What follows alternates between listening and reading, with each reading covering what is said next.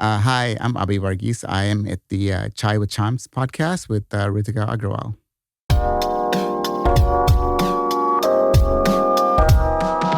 Welcome to the Chai with Chimes podcast. This is the center stage for South Asian cinema. I'm your host, Ritika Agrawal, and I'll be sitting down with Oscar-nominated producers, award-winning directors, actors, composers, influential film critics, and more who are shaping the future of South Asian cinema.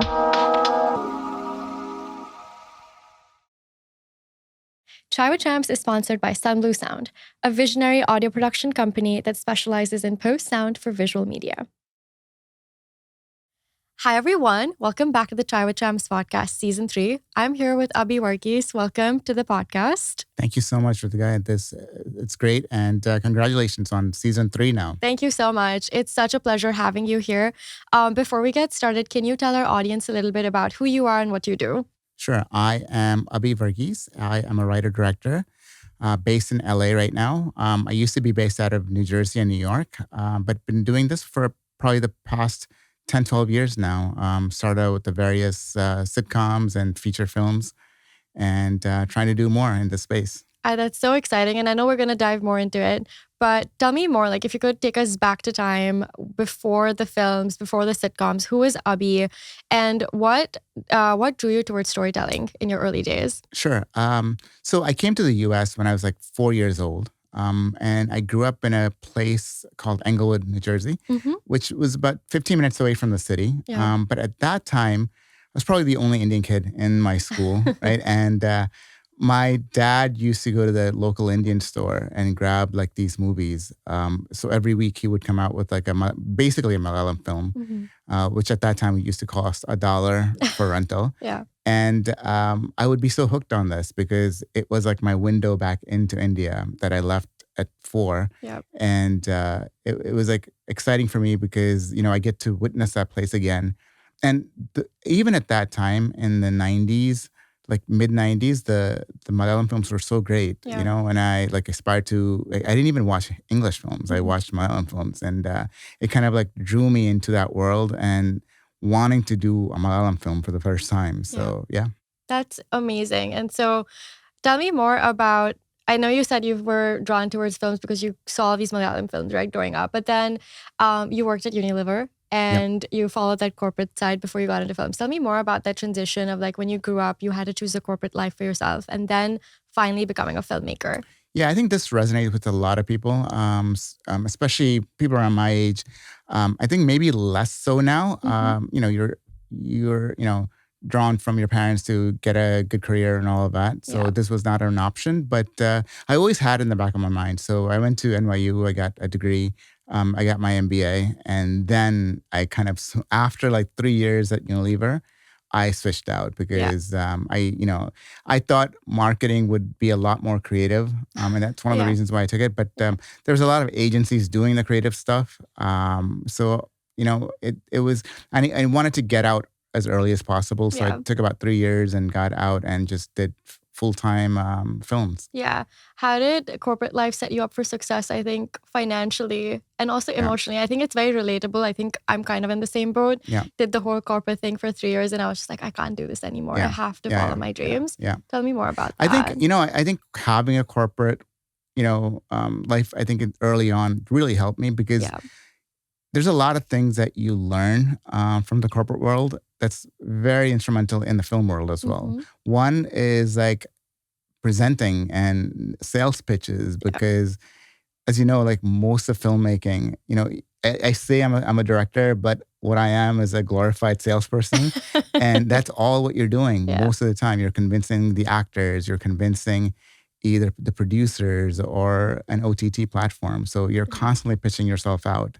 So, and luckily you have to do so many like pitch decks and all of that. So I think the MBA really helped me in crafting all of that. Yeah, for sure. And tell me about the first film and the first series that you made, which was a sitcom that you made when you were also working, correct? Correct, yeah. So this was during the Unilever phase of my life.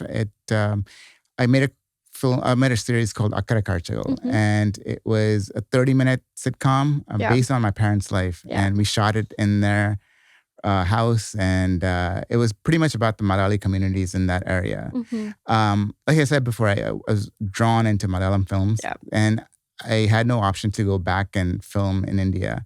So I did the best thing that I could, which was I kind of figure out what's the community around me and what are the situations they get into, what are the problems that they're having.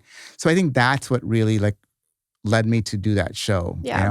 And luckily at that time we had a 30-minute slot in a Malayalam TV program, which was dedicated to like US content. Okay. And we got that, and we just did this show, and it clicked. It didn't click because it didn't click on TV because they sent it on a weird time at 2:00 in the morning or something. So that's how important that slot was. But we put it on YouTube right afterwards. Yeah. And it got like really good reviews and hits and all of that. So, now I think it's looking at like 70 million or something like right now. That's incredible. So I feel like that was your moment when you went viral as a director, and like when you saw that the audience, that was especially in Kerala, resonated with the story that was in America. How do you craft stories that are honest to the immigrant story, but then also don't lose the audience back home? I feel like bridging the gap between the East and the West is so important, but also such a big hit or miss. So how did you like do that? I think it's quite important because most of the stuff that I've done, it's somewhere in between. It's not for here, it's not for there, and it hurts or helps a lot. For the first series, Akarikajal, I think it really helped because it kind of showcased what living abroad looked like for everyone else. So anyone who lived abroad or like had had a situation where they had to go outside and come back, they really resonated to it. Because they could. Like going to Costco, like little simple things that you feel mundane, we made comedies out of it. I think one of the first episodes we did was about going to church, that Sunday morning, and I hated going to church in the morning, and like we talked about that, and we talked about my parents a lot too, because, they came in the early 90s and they're stuck in their ways. And I think everyone can relate to that. Even now I see clips of it going viral. And I'm so happy that it still like resonates now to the younger audience. But I think one of the reasons why it really worked is because we told the truth on majority of the stuff that we did. It was based off of people we knew, friends of ours. Primarily my parents' lives. So very much authentic and honest storytelling that resonates with the world at the end of the day. What made you, I think going back to your Unilever days, this is also when you made this sitcom. When did you know that this is it? I'm ready to make that shift. I think that is the hardest battle for someone to take that leap of faith and make that transition, because also with filmmaking, it's really hard. You're making a show, but it's taking so much time to kind of come to life, right? How do you balance that time, and how do you be financially smart during that phase as well? I think it's a really great question, because during Unilever, Akarikajal, the show was going viral, and that's the motivation it gave me. You know what, I need to quit now because I think this is happening, So there was some momentum that happened, but I needed to know, I had saved some money from my Unilever days, and there was I invested it heavily. So knowing that I know that the first couple of years are not going to be great. So, and I did have a partner, my wife, who actually did a lot of the backing as well. So it really helped, having a partner that truly understands you and is supportive as well. So she was a big help during the early days. Just kind of motivating me and kind of having the strength that I could do my own creative stuff while she has a regular day job as well that, does insurance, all of that stuff too. Because that's all, it gets quite important, when you really think about it, all the basic needs. I think you need to kind of check things off before you dive in. Absolutely. And I think another thing is when you don't have financial freedom, your creativity also starts deteriorating in a way, and you don't want that to happen. Absolutely. Yeah. But then you also didn't go to a traditional film school, and you just took a camera and started filming and did all of this. How did you learn the ways? I know a lot of people say that when you make your first, that's kind of your film school. But still taking that camera, knowing what exactly lighting is and how many people do I recruit on this project. Tell me more about that. So I think our first project was definitely my film school. Yeah. Because Akara Karjal was like, we were shooting it every weekend and I was editing during the week. And then releasing it probably on Sunday, So every week I had to like churn out like an episode. And the good thing about YouTube for a filmmaker is that you get direct feedback, whether good or bad. And I think, feedback, good or bad, it's great. But when you have no views, that's like the worst, right? So you kind of know what's working, what's not. And that was like probably my biggest like film school. Just knowing like the trend of it. Wait, these jokes worked, maybe we should do more of this. And we knew that there was like some episodes that didn't work. And we kind of figured out, wait, like, I don't think this is working because like we're kind of going off of our tradition and trying to do something different. So we kind of had time to experiment with all of that, which was like really like exciting. And also as like a filmmaker, you kind of learn a little bit, and as like things progress, as we got into like the 20th episode and 30th episode, we kind of started to experiment a little bit more with like cameras and like lighting and all of that. So, but it all stemmed from like storyline, the first thing was like story, like the story worked. Now that we got a hold of the story, we kind of improvised like the camera work and like got better equipment and all of that.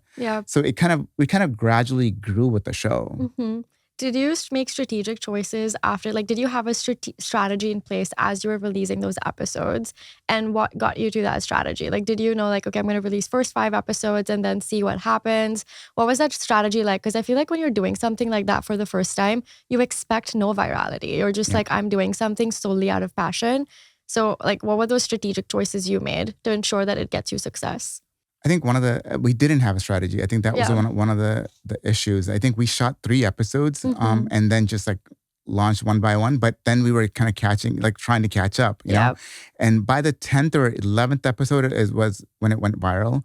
And then we couldn't stop when we had to just keep going, So we got up to the 13th episode and we were like, man, we were like tired, you know, because it's like 13 weeks of just doing this and nonstop. And you're and these are like 30-minute like shows, and it's and it's involved. So we took a break when we just called it season end and for no reason, and we took like 2 weeks break and then just went back again and just start doing it.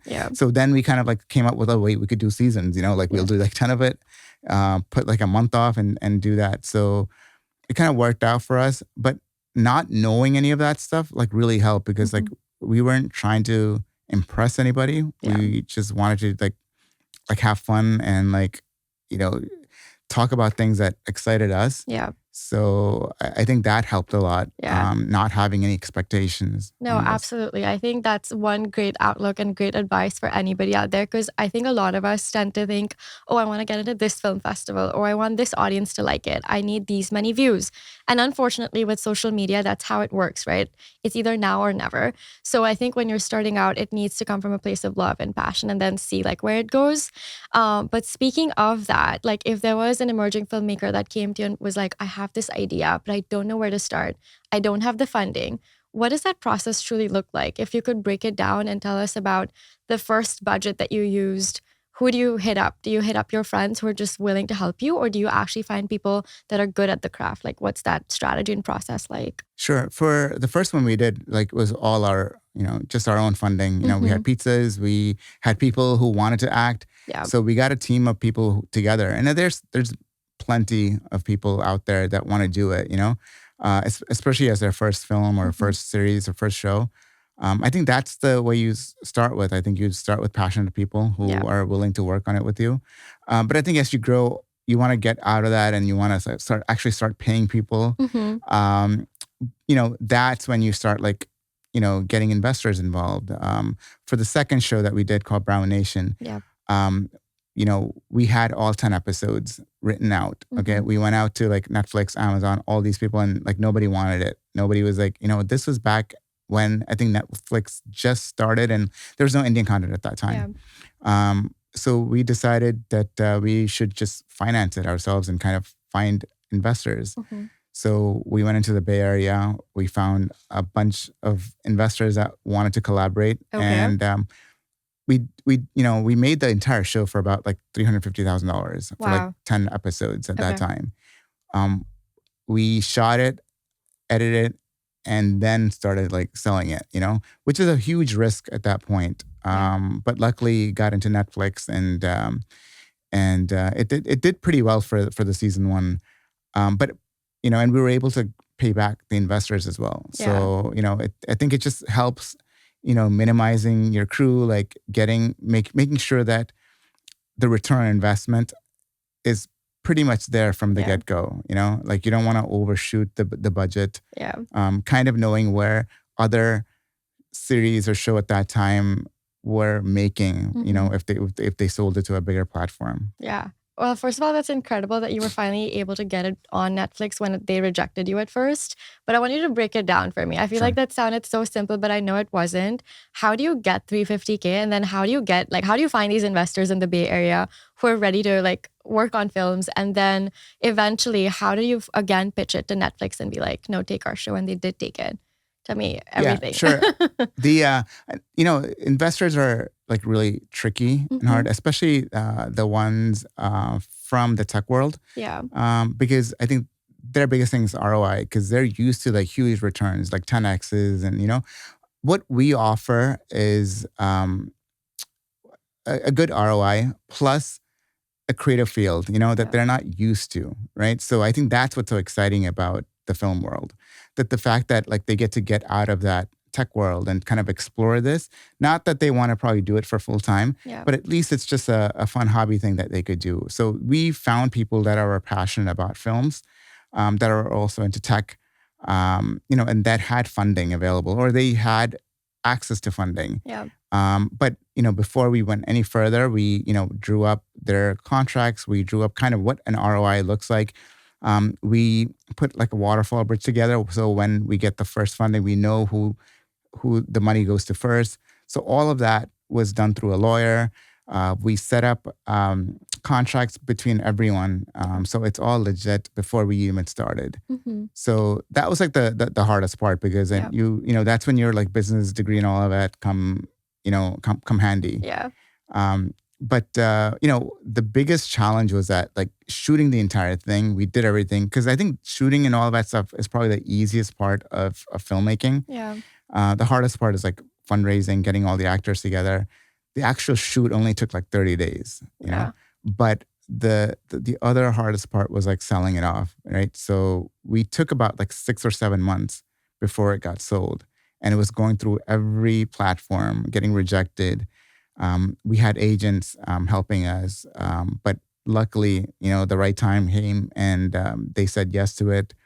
And and it was like probably one of the first ones, even before Sacred Games was on board. Yeah. I think it was like one of the first ones on Netflix. Yeah. So you're one of the pioneers that truly got like South Asian entertainment on Netflix. Yeah. The good part was that, we got it in. Yeah. But the things that people don't talk about is that, you need marketing money to like kind of really push it, Yeah. And that's one thing we didn't have at that time. We honestly thought that, okay, we get the thing done and then we'll put it on Netflix and people will watch it. But it's not the case, especially when it's not a Netflix original, because you cannot get buried into so many things. And like, there's so much content out there that if you don't push it, or if you don't have a name actor or EP or director attached to it, it's kind of, it goes unknown. Yeah. So that's one of the biggest things that we learned from like Brown Nation, that the fact that like, it's not just about getting funding for the project, but it's funding throughout the entire thing to market it, distribute it, all of that. Yeah. And if you could go back in time and like add more budget to market your your show, what would you do differently? And how much would you keep aside for marketing? I think there's a lot of conversation like you need more budget for marketing, or you need almost the equal amount. What would you say that it is? Yeah, I think so. Like even for like a feature film and all that, I think you need like 40-50% of the budget to do the marketing, right? For our first show, like we didn't do any marketing and it kind of went viral. But I think we were pretty safe because it was on YouTube and we had paid no money for it. There was no budget. But when you're working with like somebody else's money, you want to make sure that it happens, right? So if I were ever to go back and redo it again, I would probably get more funding. to get a marketing budget, a distribution budget, all of that in place before we even go. Yeah. And you also spoke about ROI. I think for me, like I understand ROIs for a product or a service, but for a film, like it's hard to kind of understand what that ROI is going to be. Like you said, unless there's a big name attached to it. How do you sell your project to these investors? I think there's two ways of doing it. One is like they have to believe in the story. They have to believe in the project, right? But also you look at other comparable, like, comparable products that came out, see what it has done, even if it's like 10 years ago, and like you haven't seen a story like that. You kind of like bridge these things together and kind of guesstimate on what a projected revenue would be. And that's all you could do. I don't think anyone has like a scientific calculator to actually do that stuff, right? But I do feel that you could guesstimate and kind of make a ballpark on like what it is, and if it's believable, investors will come in. Yeah, that's really good. So I think apart from marketing and distribution, are there any other takeaways from Brown Nation or even Metro Park? I think one of the other bigger ones is that knowing your market. I think one of the reasons, if I were to do it again, I would, when we did Brown Nation, we didn't know what market it was hitting. It was not the Indian market, and it wasn't a fully American market. It was somewhere in between, So the audience for that is much smaller, right? So, and I think it's an issue that a lot of like the South Asians here are facing, where we want to tell stories, but it's primarily towards us, which is not a huge population. So sometimes it doesn't get the legs it needs because it doesn't have enough audience. If I were like the other show that we did, Metro Park, it got much more legs because it was specifically for a Hindi audience.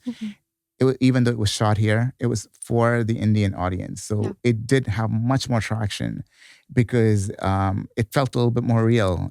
People were speaking Hindi at home. And it felt a little bit more authentic than Brown Nation, where Brown Nation was a little bit more stylish, a little bit more quirky, and it didn't feel real, So I felt that, my takeaway from that was like just to ground things more, especially for if you have a niche audience. Yeah, no, I think that's really a good point, and it segues perfectly into my next question, which is really about that niche audience, right? You built the loyal audience on YouTube with your first sitcom, and then you understood mostly more about niche storytelling. Now with Infamous Coconuts, you're really trying to bridge between, regional storytelling and bringing it to the global stage. How do you like approach work that has niche storytelling like this, but then also has long-term success? How do you find that audience? How do you know what kind of genre each of your shows are going to be about, and then kind of build your production company through that? Yeah, I think one of the things that we've been really thinking about now is that, you want to make it a global success. But I think the only way to do it is that people talk about pan-India and all of that. But I feel that it's the more local that you go, I think it becomes more global. There's a lot of Malayalam films that have done that right now. There's like a film called Kumblingi Nights. There's a bunch of Fahad films that are so localized that it attracts a wider audience because they want to know the details. They want to get into the nuances. They want to see something else that's outside of Bollywood. And I think that's what we've been like striving for, where tell a story that's so precise and specific that no one else can say it, that we need like there's only a few people that could say it. Yeah, that's so true. I think every person that I talk to nowadays, like even if it's my grandmom, she's like, I just need a story that I resonate with, and I don't want all of the glitz and glam, which of course some people do enjoy. I myself enjoy it, but that authentic storytelling is missing. So we need people like you kind of doing that work, right? I think what is the biggest learning that you've taken from your experiences now that you've worked in India and you also work in America? What do you think America needs to learn from India and vice versa? Before we continue with the episode, I want to give a huge shout out to our official show sponsor, Sun Blue Sound. If you've not heard of them already, they are an incredible audio production company that specializes in post-sound for visual media. They've worked on a range of projects, from ad spots to television series to films that have been streamed on Amazon, Tubi, and in film festivals across the nation. The coolest part, This episode that you're listening to or watching right now has been mixed and edited by Sun Blue Sound. Ravi, the owner, is a dear friend of mine, and I can vouch that he truly cares about his clients and embodies their tagline, engineering sound for visionary creators. If you're looking for audio mixing or sound design, reach out to them directly at team@sunbluesound.com. That's TEAM@sunbluesound.com. Now, back to the episode. I think, yeah, it's a really good question. I've worked here. I worked in Kochi. I worked in Mumbai. Mm-hmm. I think what really works for Kochi market is that the youth. Yeah. I feel like, they might not have the script and everything ready during shoot, but what they have is the energy, the drive, and how somehow make it work, because they tell a story that's so authentic, and they could craft something even on set and make it work, right? And I feel that's kind of missing in Bollywood and even in Hollywood, where it's so structured, where the scripts are laid out like months, years in advance, and to when you're on shoot, to move something and you have an idea and when you want to kind of like quickly change things around, it's so difficult because there's like bigger production companies on board. We didn't agree to this, we didn't agree to that. All of these things that you can't do creatively during shoot, that it just becomes much easier in a smaller state, in a smaller region, when you could do that, because you're making movies with your friends. Yeah, it's so funny that you said that. I just happened to watch a video of Priyanka Chopra like yesterday, and she said the same thing, where she was like, in America, it's like you have this call time. It's this time to this time, and that's about it. But the whole system of jugaad in India is just so good, because if you want to get something done, even if you cannot do it, somebody will figure something out. That's because how creatively we just tend to think. So there's a lot of freedom in that, and a lot of liberty also that comes with it, which is interesting and exciting at the same time. No, absolutely. Another conversation that a lot of folks are having is about cross-border collaboration. I think that also helps a lot with funding and getting, your films really going and getting that international exposure. So a lot of like independent filmmakers in America are looking for European filmmakers or Indian. And you've worked across internationally. But I think for an emerging filmmaker, what are the red flags? I think there's so much that goes in terms of time, creative control. What would you say are the red flags one should watch out for when they are working internationally? I think it's pretty much, having experienced at least one film out there. Just to see how the world works in terms of filmmaking over there. For example, we did a film in Mumbai called Arranged Love, and it was like about roughly 200 people on set. We had my producer was out here and from LA. Half the crew was from here and half the crew was from Mumbai. So but we kind of like learned to work together in a way that I haven't seen before, where there's a lot of like LA like tactics that were like used in Mumbai. We did a film in like 19 days, which is like unheard of, in Mumbai. So I think it's doable. I think when the right people get together, I think you could explore and kind of like use the best of both worlds. So it's definitely possible. But just having a great line producer out there, in whether it's India or out here, makes a big difference. There's who has done bigger things out there, who knows the lay of the land, who knows how to get the right location manager, who knows how to get the right permits going, all of that. You need somebody who has done that, has an expertise for that. You seem very strategic in your choices. Like, exactly what you have to get the work done. But I'm sure there must have been some scary story that must have happened during your experiences. What was that one for you? If you had to recall one story that shook you up and you're like, never again, what was that? I think there's a bunch of them. I think when we were actually doing Arranged Love, I think we had a 19-day. It was like perfectly mapped out and all of it. And I think there's one day we were shooting at a club and the cops came and there was like about 200 people and they shut us down because they said that we didn't have the permits, And we were like, we don't know what to do, because we did have the permits and we had every right. We got rights from the building owner, everything, But at that time, I feel like the cops just wanted to get some money and get paid off, right? So the line producer, like, went out and just talked to them and just, used all his tactic, and I think we eventually had to like pay them off, Yeah. but it was something that you had to do, because otherwise, like, we have 19 days of shoot, and like if we even miss one day, like it's a big stress on the company. Yeah. So, there's like you were saying before, like jugads. I think it's I learned that it's quite important in filmmaking, no matter whether it's in Mumbai, whether it's in LA, whether it's in New York. I think you have to be that. Like, and I don't mean like, even if you have like a low budget or a high budget, I think you definitely need to have that mentality. Yeah, no, 1000%. Now going back to Infamous Coconuts, what's next for you? What do you think you want to create with it? And what kind of people do you want to bring on board as you're making all of these films? I definitely want to work with different writers that have different experiences. And I'm drawn to writers now that, even if they didn't go to like film school or anything like that, I feel like life experience is tremendous. Yeah. For example, I've been working with a writer. His name is Abhilash, who's not who didn't go to like film school or anything like that, but he has so much experience because he's been a social worker, and the stories he tells are incredible. So I think that draws me more now. Having all these life experiences and working with people that have that, it's much more meaningful. Even if like, and what it is that maybe like when they write the scripts and all of that, maybe it's not perfect in terms of like language or anything, but the heart is there, you know, and that's what I usually go for. Yeah. And I actually do love that. And I think goes back to the conversation we've just been having, is like really just have the heart and the authenticity. I can't speak. Authenticity in everything that you're doing, essentially. Because no matter what, I think success just comes from that. No matter if you've gone to film school, no matter if you've gotten the experience, just be honest with the work you're doing and it'll like be fruitful in some way. Absolutely.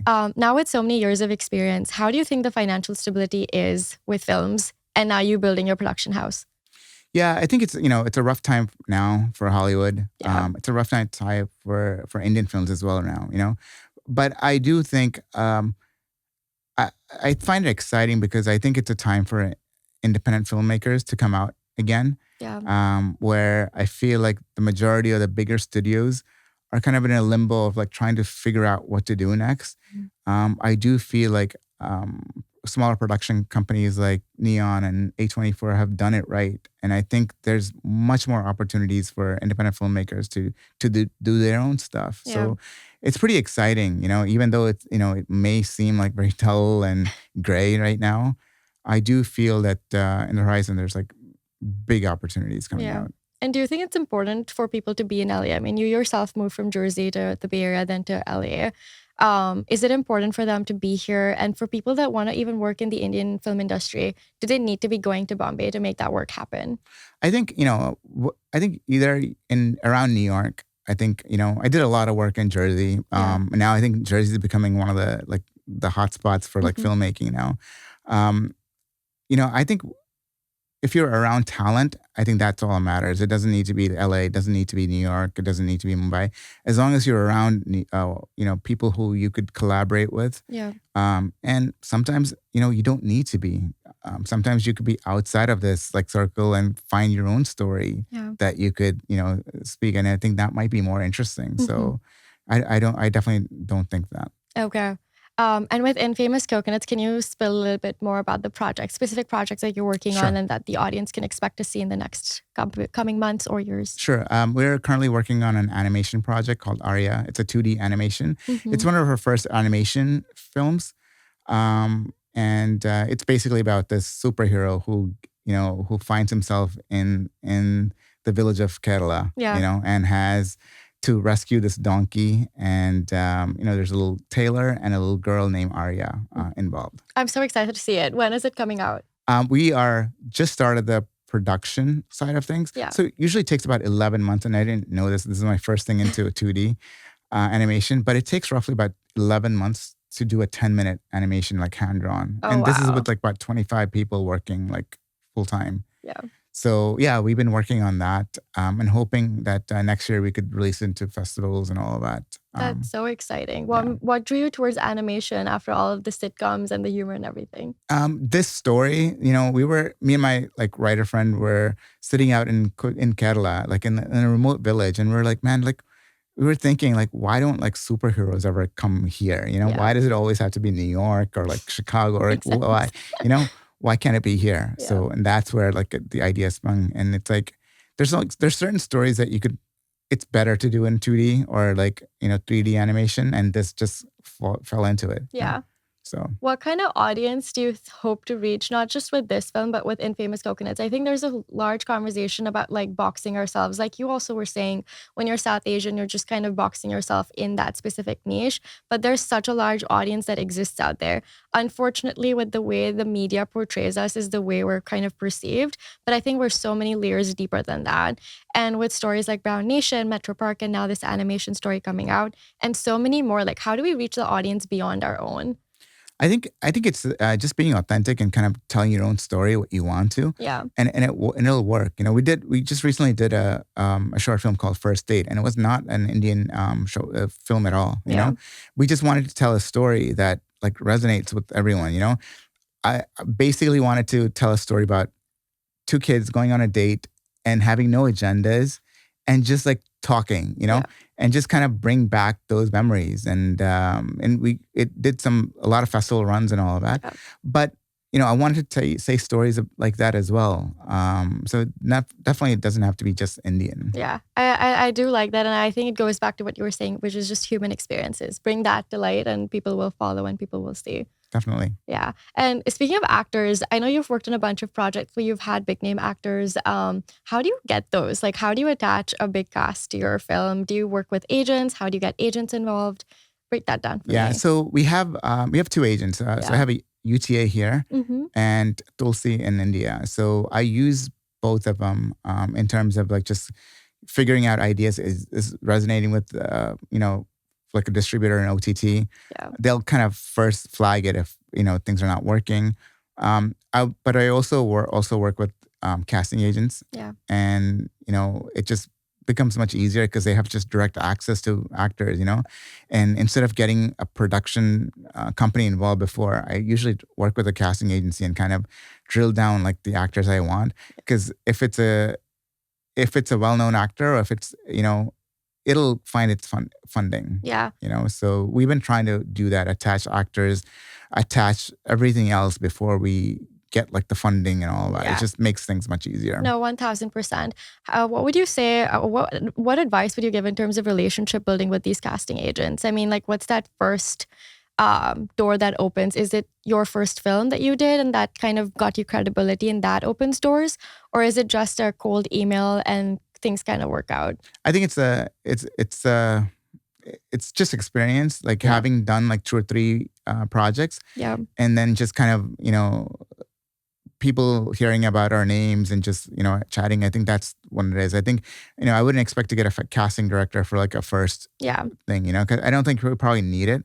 But, for your second, third project, once you've established yourself, I think it's critical because they kind of know who's working, who's not working, all of that stuff, all the little details that you don't know.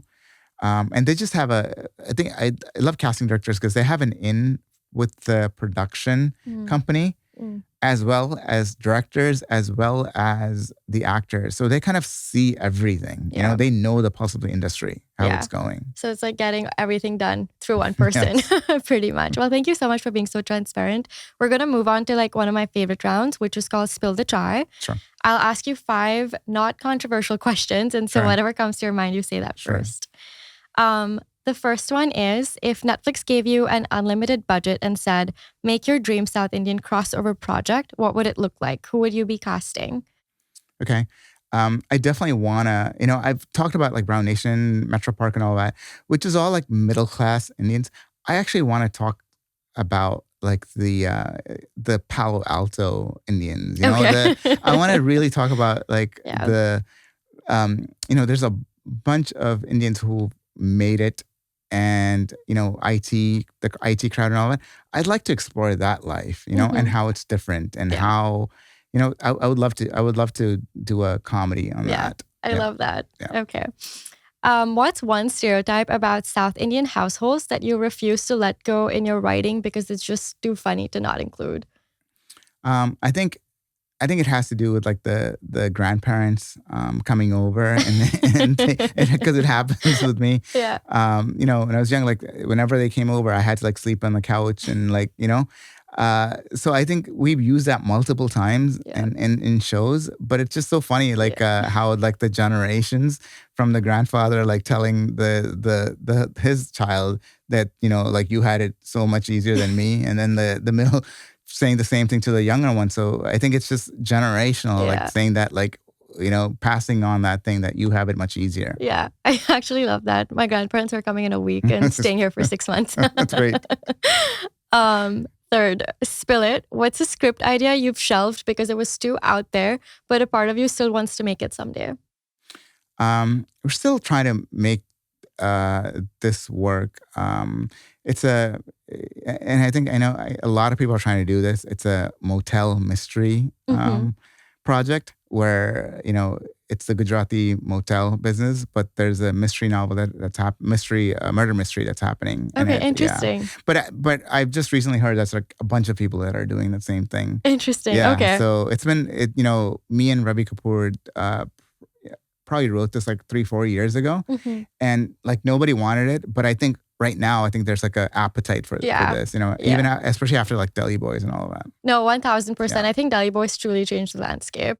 Okay, cool. The fourth question, complete the sentence. If I had to describe my humor in 3 words, it would be Woody Allenish,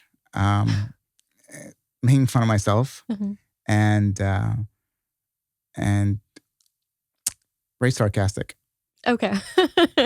Would you say it's very specific again to South Indians, or do you think that you've kind of merged your cultures of living here in America and then also seeing your family up close? I think a lot of it has to, do with like growing up in Jersey. Yeah. In that culture, seeing a lot of Indians in that bubble. Yeah. I think most of my comedy comes from there. Yeah.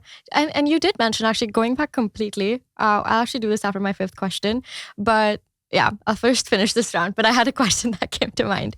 Okay, 5th question is, one overhyped trend in global South Asian storytelling that needs to stop? I think it's probably playing the victim card a lot more. And I think we're at a point, like, we've seen a lot of that shows and things, and I think there's much more stories to tell than that. Yeah. No, 1000%. I agree with you. And I think that goes back to stereotyping as well. Yeah.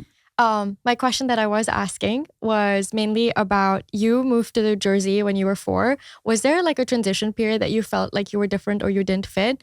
And did Malayalam films give you comfort? Was that your escape? How did you kind of fit in? I just tried to imagine how it would be for a 4-year-old. Yeah, I think that was one of the reasons why I got into Malayalam films, because it kind of gave you comfort from everything else. So the first 3-4 years was like, I still remember it. It was like, nobody wanted to be your friends. Like, so you had no friends, all of that, right? So you're kind of like living in your little bubble. And the Malayalam films that kind of really gave you an escape back into like your hometown. Yeah.